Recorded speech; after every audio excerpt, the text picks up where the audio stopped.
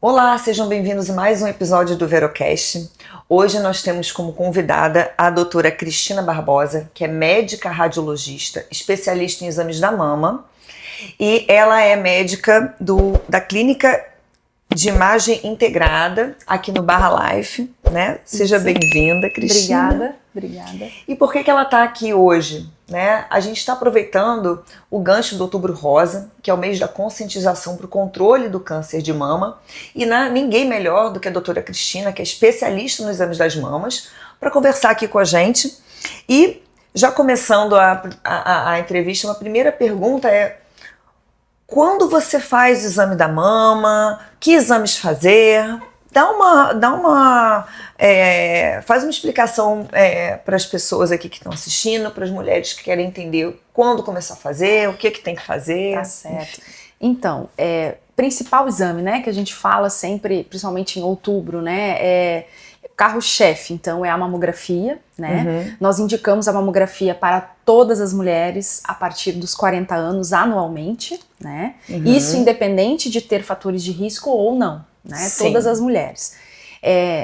Quando a gente fala em diagnóstico precoce do câncer de mama, realmente o principal exame número 1 é a mamografia. E a gente fala de diagnóstico precoce porque é mais fácil você tratar quanto menor for o nódulo, menos invasiva for a doença. Isso, correto? Isso. Quanto mais em estágio inicial, sim, que a gente fala lá que é o in situ, né? Que é aquela lesão muito inicial, como você falou, um nódulo muito pequeno, as calcificações, quando está muito no início, é o momento ideal para a gente fazer o diagnóstico, porque sim, a gente tem maiores chances de cura, maior sobrevida, a resposta ao tratamento dessa paciente vai ser melhor, tratamentos menos agressivos. sim. Então, o diagnóstico precoce, ele implica em todo esse contexto que para a paciente, numa situação em que ela tenha realmente o diagnóstico de câncer, ela tem todo um contexto muito mais favorável. Melhor dos mundos, né? Melhor dos mundos, tratamento menos invasivo. Isso. Mais tolerável. Exatamente. Né? Menos agressivo. E maior chance de cura. Exatamente. Correto? Maiores chances de cura, exatamente. Mas vamos voltar então aqui. Como é que a gente faz? Já que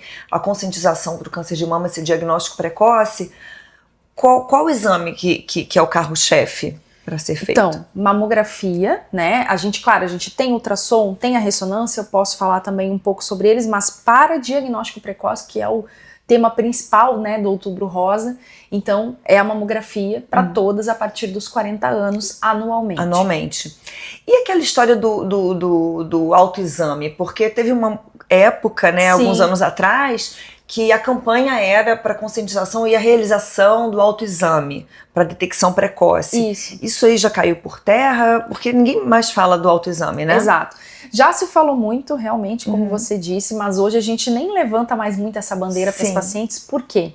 Porque o câncer de mama no estágio inicial, quando aquela fase inicial que a gente quer precoce, a gente muitas vezes vai detectar só no exame de imagem. A paciente vai palpar, vai fazer o seu autoexame em casa e vai achar que não tem nada. Não tô palpando nódulo, então quer dizer que eu não tenho nada quando suspeito. Quando tem um nódulo, já pode ser uma doença um pouco mais avançada. Mais invasiva, exatamente. Ou um nódulo até maior. Então a gente não recomenda de forma assim, tem que fazer o autoexame todo mês, como antes era mais recomendado. Hoje não, hoje vocês têm que se preocupar mais com a sua mamografia. Esteja em dia com a sua mamografia. Se o autoexame não estiver em dia, não é um problema. Tem paciente que fala, eu não quero palpar porque eu fico com medo, fico ansiosa. Não tem problema, não precisa. Agora a mamografia, sim. A mamografia tem que fazer. E na mamografia tem aquela classificação, né? A primeira coisa que a gente vê na mamografia não é nem o que está escrito, a gente vê um tal de BIRADS, que é uma classificação do nódulo, né? Se tiver algum nódulo ou alguma alteração da mama. Isso, é uma padronização, ele é internacional, então se tiver um BIRADS aqui, vai ser o mesmo BIRADS dos Estados Unidos, é igual, né? Uma padronização. Então, nada mais é do que a gente classificar a lesão que a gente está vendo. E baseado nessa classificação, a gente vai dar uma recomendação de conduta para o médico que está recebendo aquele laudo da paciente. Então, eu tenho de 0 a 6, né? A 6? Então, ele pode passar por 0, 1, 2, 3, 4, 5, 6. Cada categoria dessa de BIRADS significa alguma coisa. E aí, em cima disso, eu recomendo. rapidamente aqui para dar um exemplo, por exemplo, se a paciente tem um BIRAD 0 na mamografia, ela pode ter um nódulo e eu estou dizendo que esse achado precisa de uma avaliação complementar, como por exemplo um ultrassom. Por isso que o ultrassom e a ressonância não vão ser exames que vão ser para todas como a mamografia. Vai ser de acordo com as alterações que vão se apresentando, de acordo com a história da paciente, se ela tem mama densa ou não. Então tem indicações precisas para os outros exames. O que a gente vê de rotina é o ginecologista, né? O mesmo clínico. Eu, como clínica, eu peço mamografia e ultrassom de mamas. A gente pede em conjunto. Por que a gente...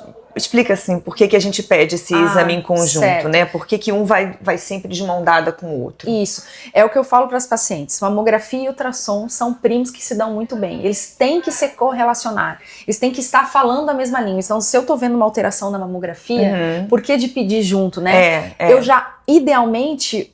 numa situação ideal é que eu já faço o ultrassom no mesmo dia dessa paciente para eu fazer a correlação com aquela alteração que eu tô vendo na mamografia. A ultrassonografia, as indicações, principalmente pacientes jovens, mais jovens, pacientes com mamas densas, que é aquela mama que tem muita glândula, né? Pacientes com próteses de silicone, tá? Alterações palpáveis, a paciente palpou o nódulo, então é interessante que ela faça mamografia, ultrassom, dependendo da faixa etária dela. Pacientes que estão amamentando ou as próprias gestantes, o primeiro exame de escolha sempre vai ser ultrassom, obviamente, porque não tem radiação. Né? Então tem as indicações e normalmente o que vem pra gente mesmo do clínico geral, da ginecologista, enfim, vai ser esse combo que a gente chama, né? Que é a mamografia correlacionando já com o ultrassom.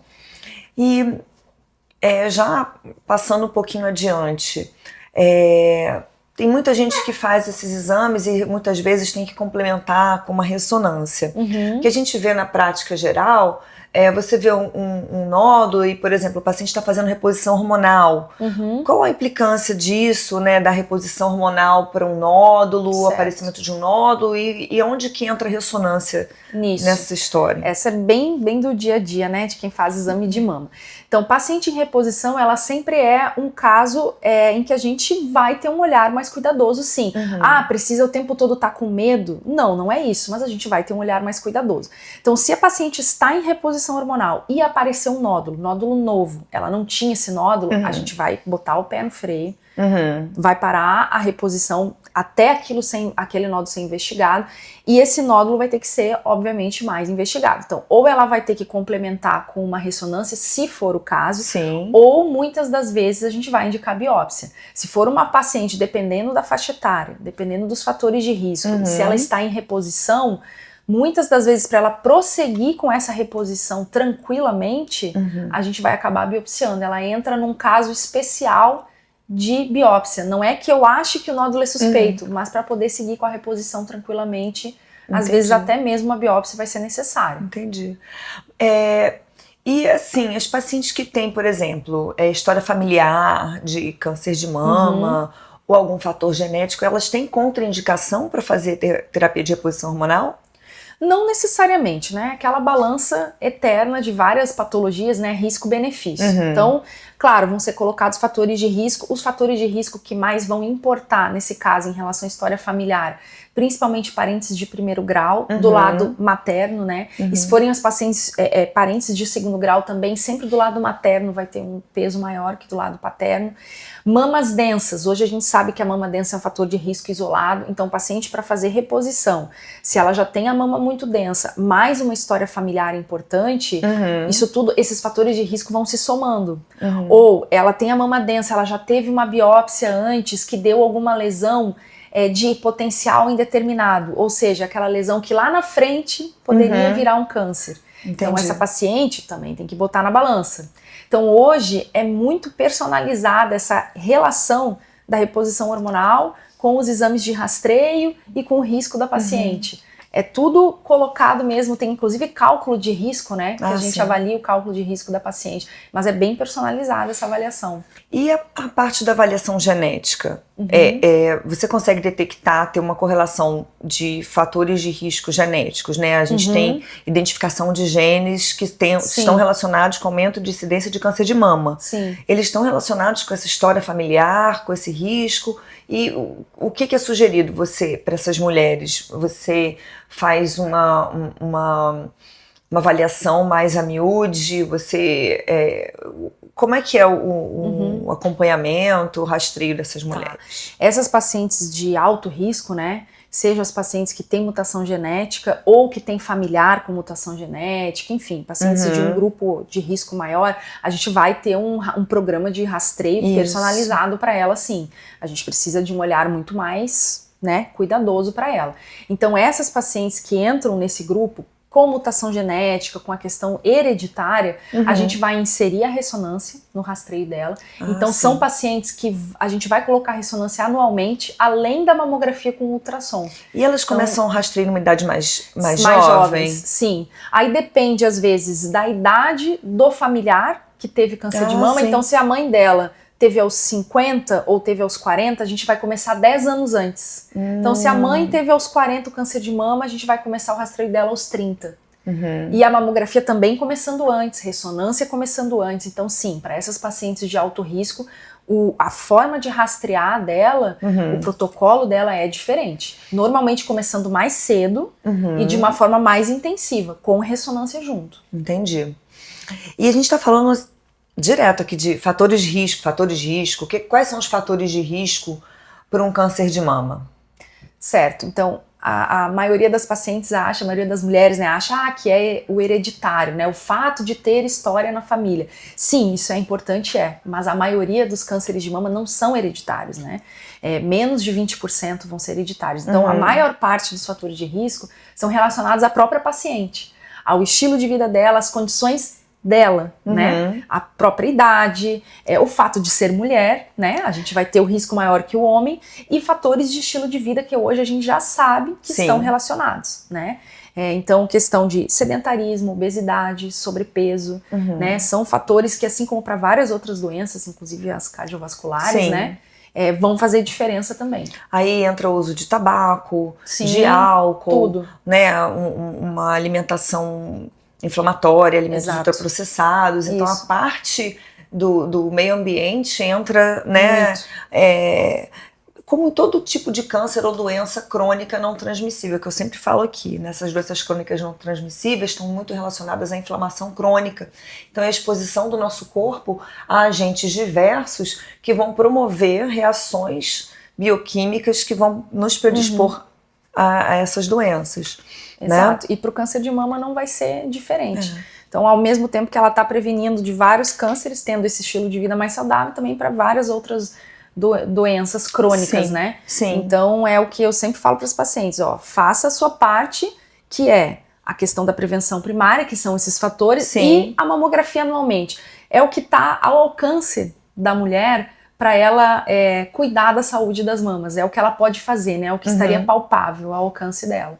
Sim. E queria agradecer a sua presença aqui, Cristina. Obrigada. E qual mensagem? Você já me deu uma mensagem linda agora aqui para as mulheres, mas qual a mensagem que para elas levarem com elas, assim, desse bate-papo que a gente teve aqui? Mais importante para não só para o Outubro Rosa, mas para a vida delas, para a prevenção das doenças femininas. Então eu acho que assim, é o que eu sempre falo para as pacientes, a gente coloca propósito, coloca garra, coloca determinação, foco para vários projetos nossos, né? As mulheres são muito assim determinadas, focadas no profissional, na vida pessoal. Então a questão da mama a partir do momento que a paciente tem o diagnóstico, impacta tanto em tudo isso que vale muito a pena ela se proteger da forma que ela pode, que é isso que eu falei. Estilo de vida, faz o exame regular, não custa, não pula ano. Eu canso de receber paciente que fez em 2023, aí vem agora em 25 apavorada. É desnecessário, gera um fator de estresse desnecessário.